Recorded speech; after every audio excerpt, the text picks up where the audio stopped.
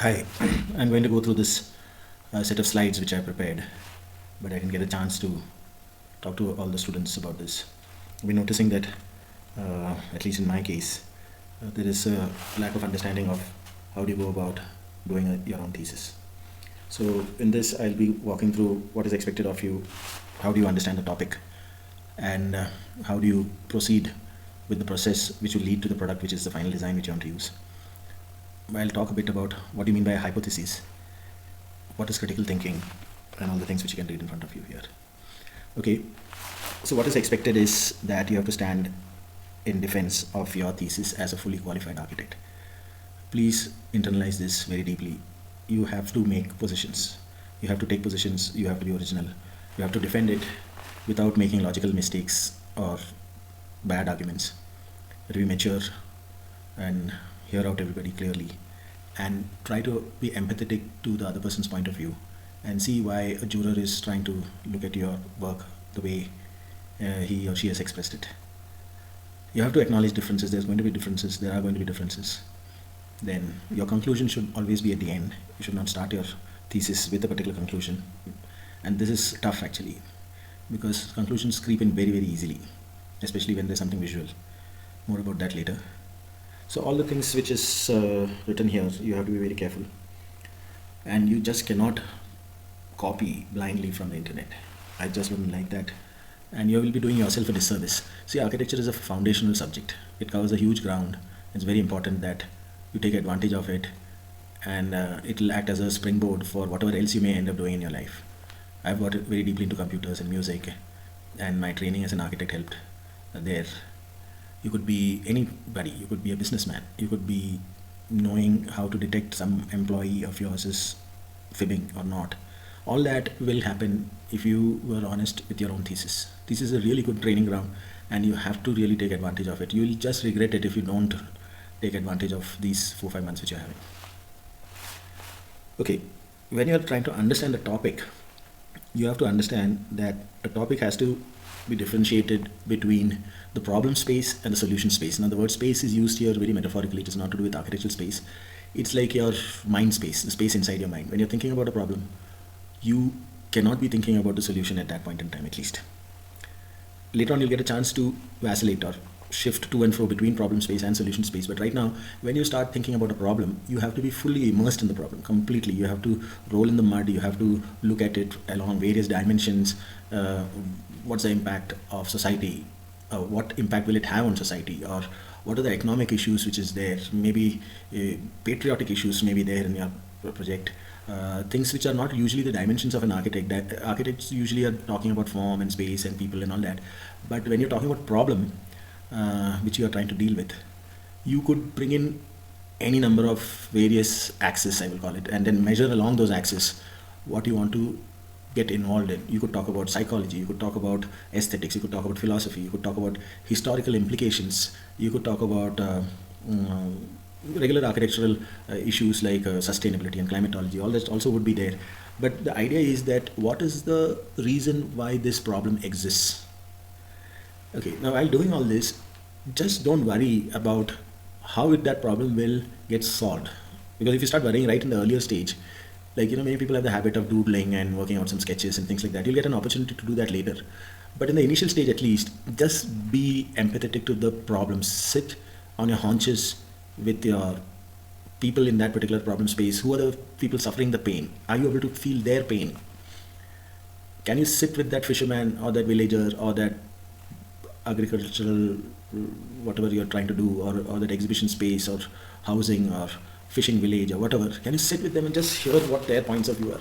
You may find that there are some subtle things to do with class or gender or social problems like untouchability maybe, which is probably very new to you. Maybe you don't know all these things. Just hear them out. Just jump around the whole problem area. So, and this, by the way, is a strategy whether you're doing software, which is also designing, or you're doing any kind of problem solving.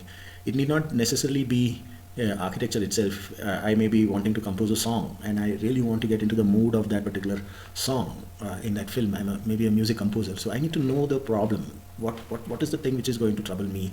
So I have to internalize somebody else's issues. I have to see the tears in their eyes, and various ways people look at this particular problem. Somebody may say that no, this particular issue of casteism in this fishing village is not really a big thing.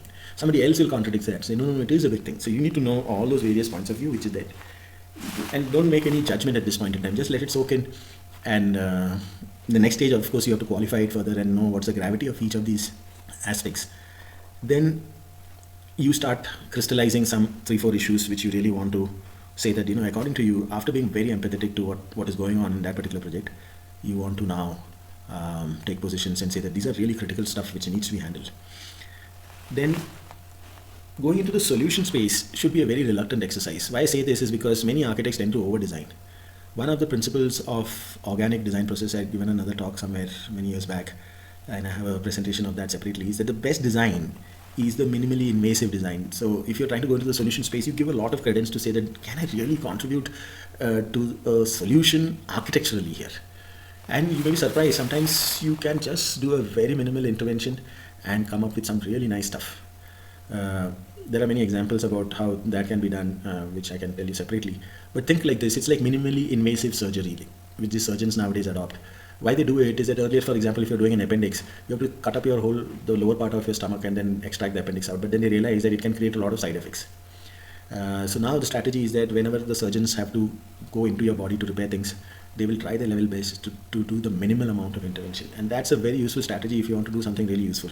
So what I'm trying to tell here is that, to summarize, understand what the problem is, don't make judgments, be fully rolling in the mud over there, find out critical points, and then very, very trepidatiously, very, very, very cautiously, you have to go into the solution space. And when you're doing that, you say, okay, maybe, I can do something very, very minimum and then still be able to solve the problem very well. Because the moment you start over-designing it complicates things quite a lot many times. So it's not that you can't do complicated designs or intricate designs, that also will happen, but each intricacy has to be won over. This is what I would suggest. Don't just sketch out things furiously.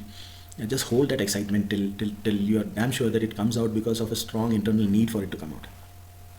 Many times when you actually go into the solution space, you realize that you are actually getting more insight, or you want to go back to the users and the site and whatever parameters, maybe the economic parameters over there, maybe the social issues over there, maybe the psychological issues over there, and get more information. So usually as you proceed with the design, you will oscillate between these two ways of thinking. And when you do that, and when you're going back to examine the problems, you have to empty your mind once again so that nothing biases you.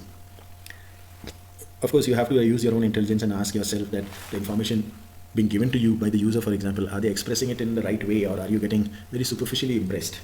You have to make very good qualifications of the data which is collected. So that's problem space and solution space. Then comes the case study. And the case study, you have to first forget about what the architect talks about that particular project. Architects say that this particular problem is there and this kind of issues are there. You have to be a witness to all that. You'll have to stand back a little bit and say, okay, this is what you think, but let me also think what was the problem there. And then you have to very deeply understand what the architect intended to do before he actually designed. And after he designed, did the design actually connect back to the intention? Say, let me give you an example. If the architect says that this particular library has to be very silent and quiet or something of that sort, and then he puts a very big staircase leading to the reading room, and then you find there's a canteen below the staircase, then you have to ask yourself that, okay, he may had the intention of making that reading room quiet, but by providing a very large staircase very close to this particular reading room, did he actually satisfy that intention? Or maybe he didn't notice that there is a problem there because people going up and down the staircase to that canteen will create noise. I'm just making up an example and giving you. So you have to ask, what were the intentions in that particular case study? Okay, and did that intention get satisfied? This is super critical. That's one of the ways by which you know whether that project is having some advantages or disadvantages. Then you have to differentiate between the design process which that architect may have used. How did he arrive at the design? Maybe he had done something really nice. And the defects in construction of the design. Now, why am I saying this? Let me give you an example. When I was in college, we used to mock at Charles Correa's Portuguese church in Bombay. Why? Because there was this joke that one of the skylights were leaking and the priest was really hassled, and all kinds of things they had to do to correct it. Now, I don't know how true it was. Possibly it was true. But then, is it really Charles Correa's fault? Maybe it wasn't, because there were few skylights there. All the other skylights were working fine. One of them leaked. it's quite possible that the design is really nice. There are many failure points in design, and one of them is to do with construction. You get a bad contractor, you had it. He will just do a bad job. He could be doing a bad job, and then you may end up with a problem there. No, not really Korea's fault as such. So you can actually discount such constructional mistakes. Of course, there are some constructional mistakes which happen because the architect didn't think through the detailing of that particular part of the construction. Say the way a railing turns around a staircase landing. You can't say that no, that guy didn't really, the contractor didn't do a good job of constructing that railing. It's quite possible that the architect didn't detail it out correctly. So you need to be very, very careful.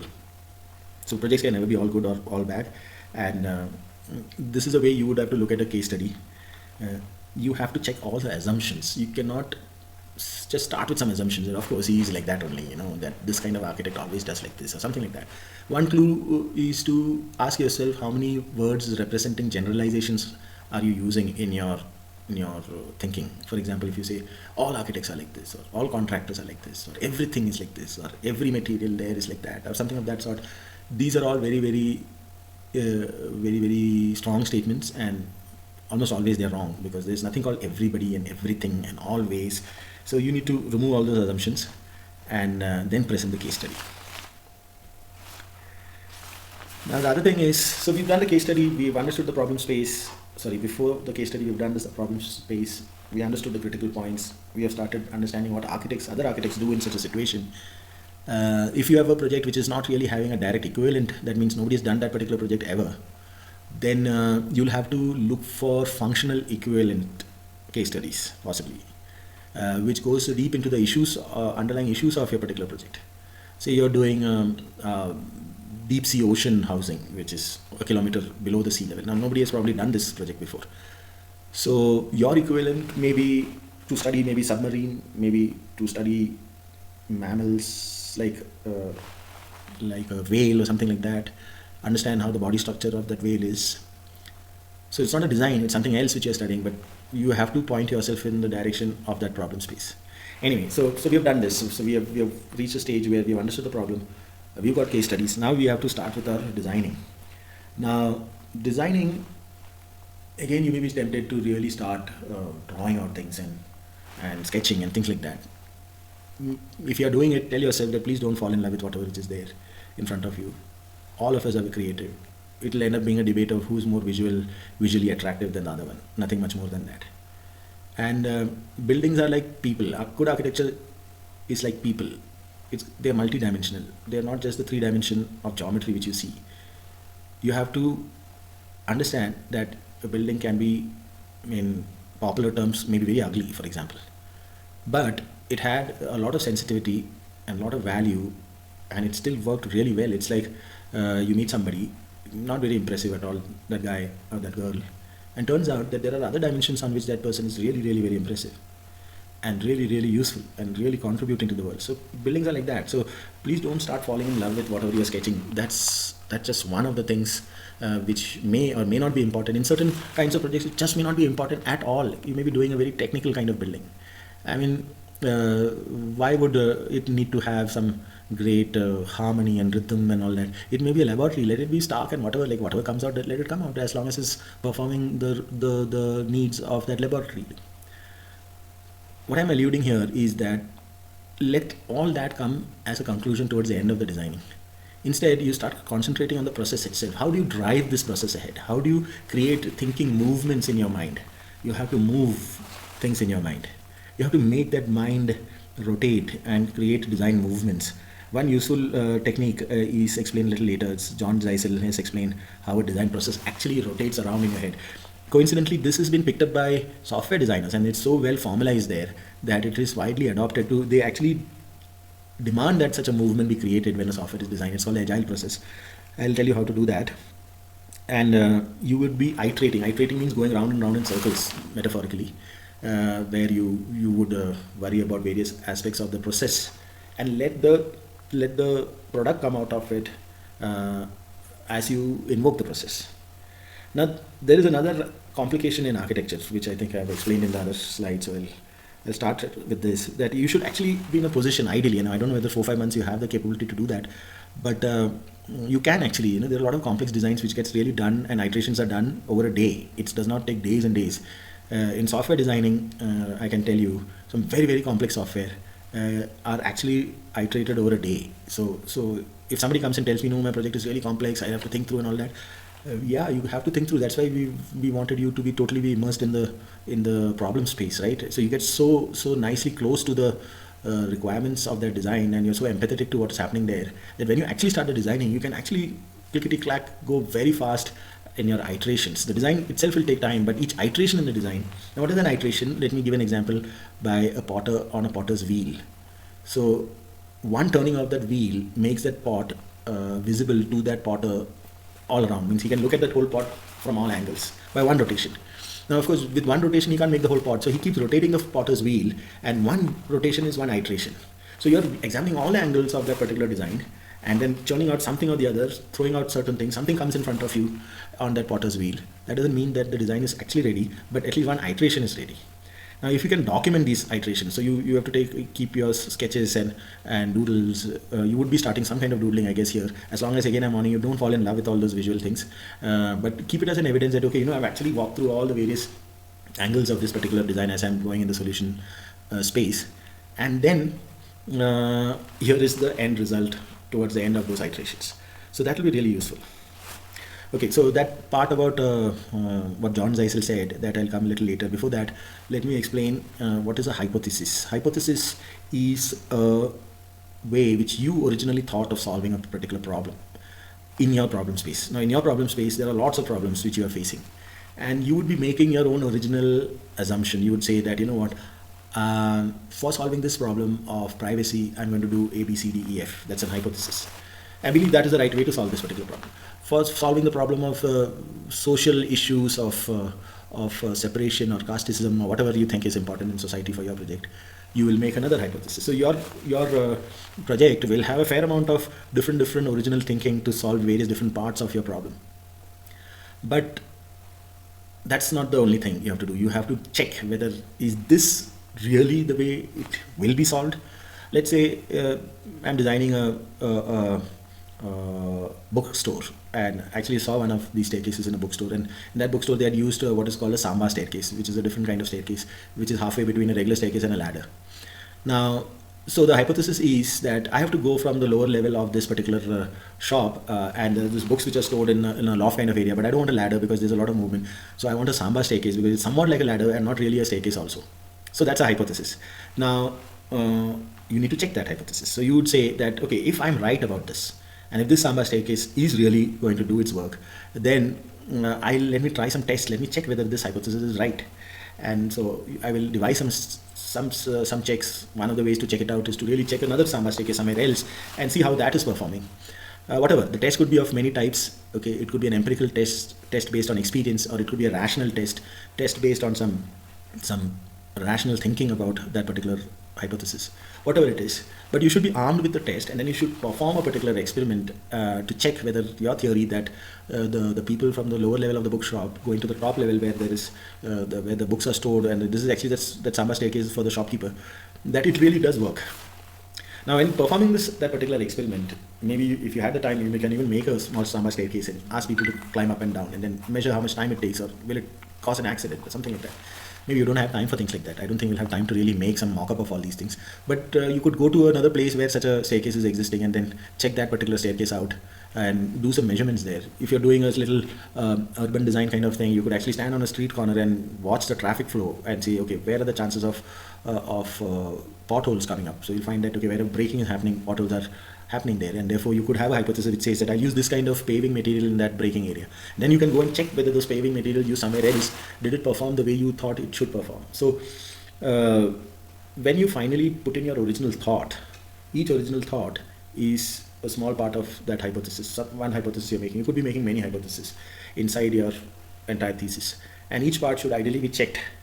In fact, this is somewhat what is known as the scientific method. So there is a diagram which expresses that. You can take a look at it. It is expressed in that PDF file. So you need to, one of the things which you see here is design a test or procedure to find if your hypothesis is correct.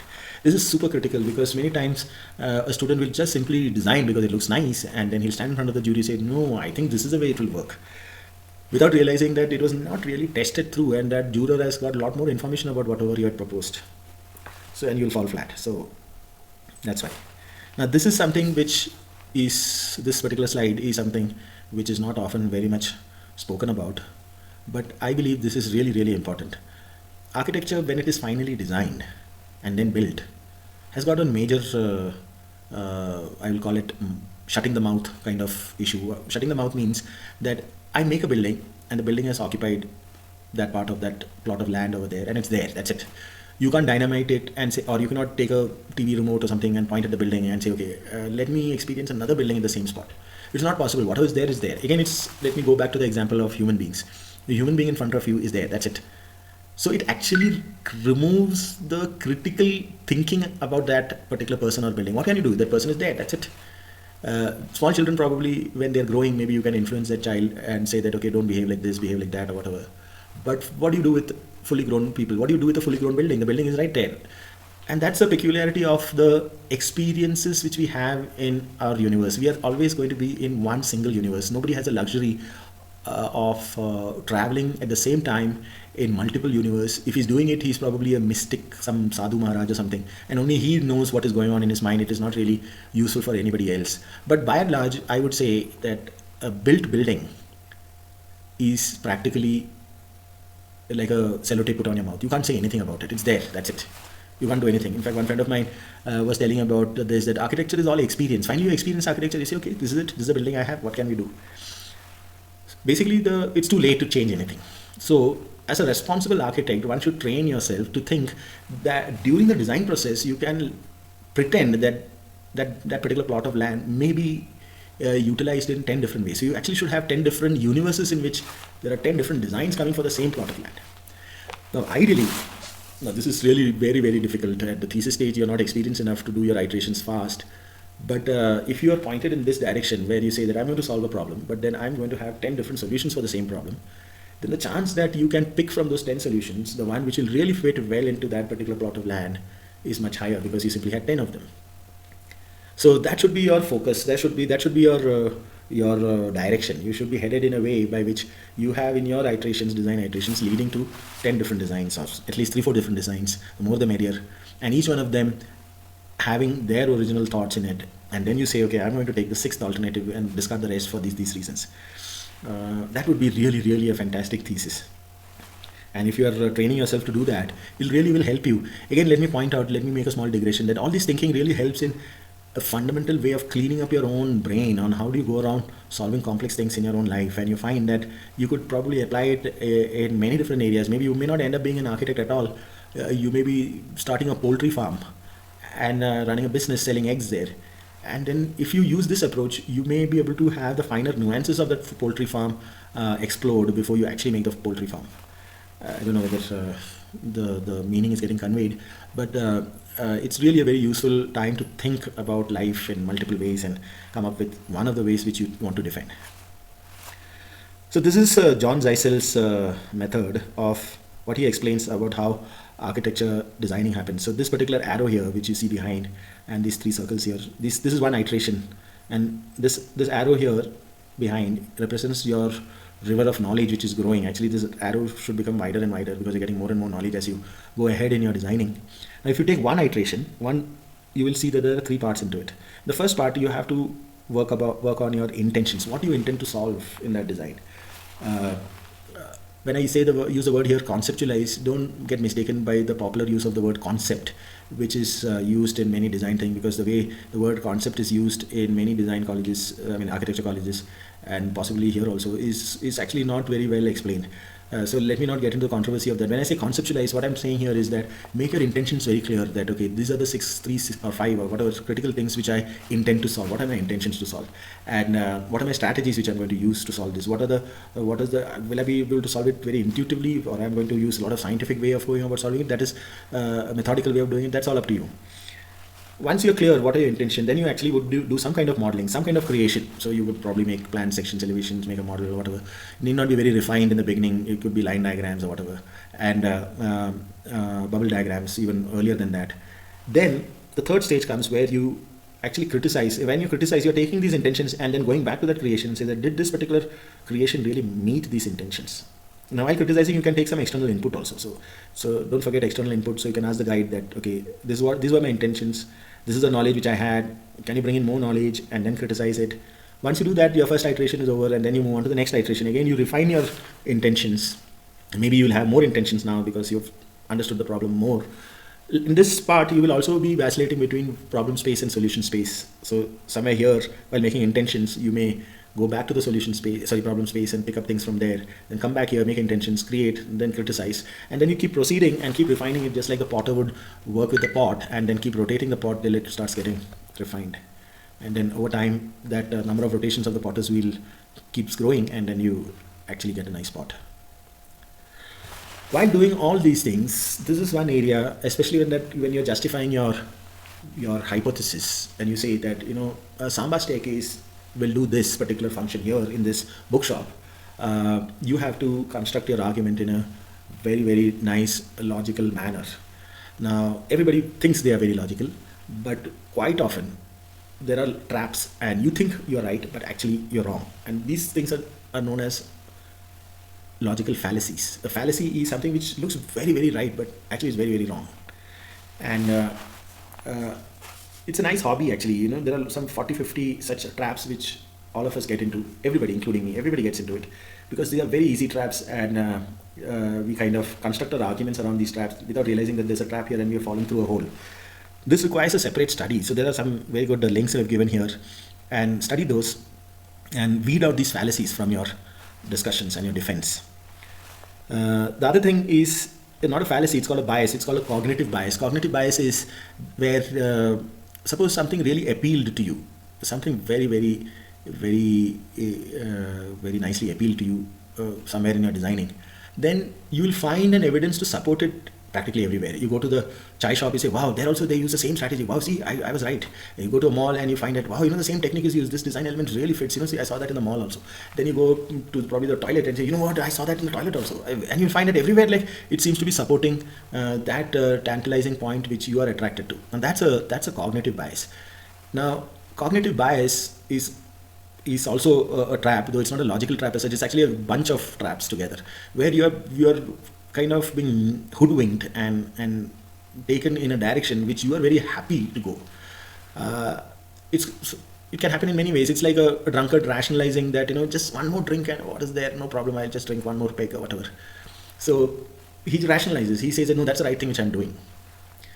One useful technique which I try to use to get out of my cognitive bias is to ask myself, when something very attractive comes in front of me, which I'm attracted to, some concept, some design detail which I'm very thrilled with, I want to think of something which is very, very opposite of that. Deliberately, just for the heck of it, just to confuse my head. I want that confusion in my brain. So when that confusion happens, it's called a cognitive dissonance. Dissonance in music means it doesn't appeal, it jars, it irritates. So you have a cognitive dissonance. In fact, cognitive dissonance is very painful in your brain. It's like a knot in your brain. It's like, your friend you have a very close friend who's very honest, and he's always, whenever you lend him money, he's always paid back. And then you see the same friend going to a shop, and then he's got tempted to steal one chocolate and kind of flicked it and put it in his pocket. And then that sets up a cognitive dissonance because on one hand, the friend was so trustworthy and so honest, but then you saw him, the same person, doing something very dramatically opposite of what you thought he should be doing, and it actually puts a knot in your brain, a K-N-O-T, knot in your brain. It kind of puts a lock in your brain, and you get very, very hassled by it. In fact, a lot of psychological problems we have starts with a cognitive dissonance, because what you wanted to happen, but what happened was the exactly opposite of what you wanted to happen. And in creative thinking and designing, actually, you need to invite this cognitive dissonance, just so that you don't have cognitive biases.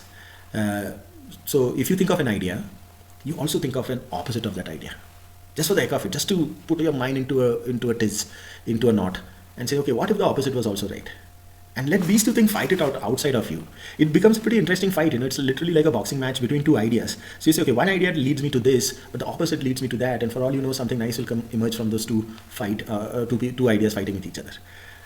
It also will it's like those two ideas are fighting for its dominance in that part of the design. So you're detailing out a window, and you say that okay, I'll use a sliding window, and then the opposite of that is that okay, I will not open the window at all, and then let these two things fight it out among themselves, and then you may also that fight will may also help you remove some of those fallacies. A lot of fallacies are there. I'm not getting into it. Some are explained in the PDF file, but there's a whole lot of things which needs to be explained. This is probably the last slide. Yeah, I think that's the last slide. And in this, I had written an article. You can refer to that particular article. The link is there. And the idea is that, so we are now reaching the stage where the design is now, something is emerging from that potter's wheel. Like again, reminding you, it's not just one design which should come out. Ideally, you should have 3-4 designs, 5-6 designs. By iterating very fast, it's possible to do it. By using computers, you can definitely do it. By modeling it on computers, by using new techniques of working out new iterations, you definitely can do it.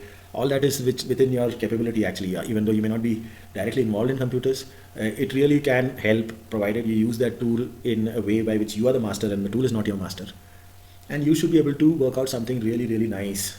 Many designs, many alternatives for the same thing. You can use generative design, you can do parametric designs. All those techniques are there by which people are supposed to. I mean, unfortunately, people don't use parametric design, generative design, and all that creatively enough to generate alternatives. They just do it for gimmickry. But ideally, you should use all those techniques, and your potter's wheel should be so rich that it actually produces 7-8 pots for the same design. Now, this slide explains how do you measure it eventually. So the way I look at a good design is it measures on 3 axes. Think of a cloud of points here in this 3D points here, and that point will be given based on this vertical axis. I call it the height of plurality. How many different kinds of usage can happen in that particular design? This particular axis measures the depth of time. What all issues may happen over time? How long lasting is this particular project? Or will it fall off after some time? I was designing an extension to Churchgate railway station, and I realized that it just didn't have any depth of time because they wanted to make reservation counters there, and this was before IRCTC had come. And then I told the railway chief engineer that this project is dead as a duck right now, because if all I do is just make counters, and those counters will never be used because they'll all get computerized. So depth of time is like, is it valid? Is this design problem valid over time? Width of issues is what all concerns of society can it handle? Is it talking about economic issues also getting handled? Is it talking about social issues handled? It's talking about changes in society being handled? Is it talking about all the famous jargon people bandy about in architecture, sustainability, climatology? So what all issues is your particular design capable of doing? So you start plotting that metaphorically inside this particular volume, and you'll get a cloud of points here. And then between those 7-8 designs which you came out of those potter's wheel, I told you made 7-8 different alternatives for the same project. You then have an idea that overall maybe the 7th alternative is the best one, because that has the biggest volume of goodness volume. I call it the goodness volume.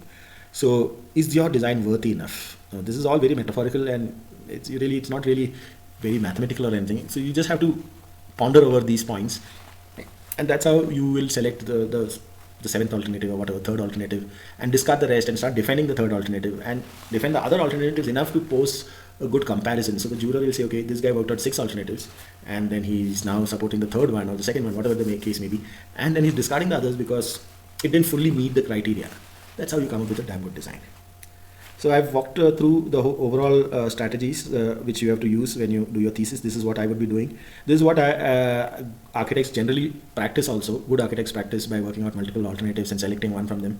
And these are all pretty standard things which is happening. If you train yourself in this thesis time to think in these lines, you can be set on the right way, is what I very firmly believe. I've seen it happening in my own practice. I'm not a great architect, but still, whatever little bit I've done, I'm pointed in these kind of directions, and I've seen other good architects working along these lines where they iterate and produce multiple alternatives and then defend one which is worthy of defense. Thank you so much.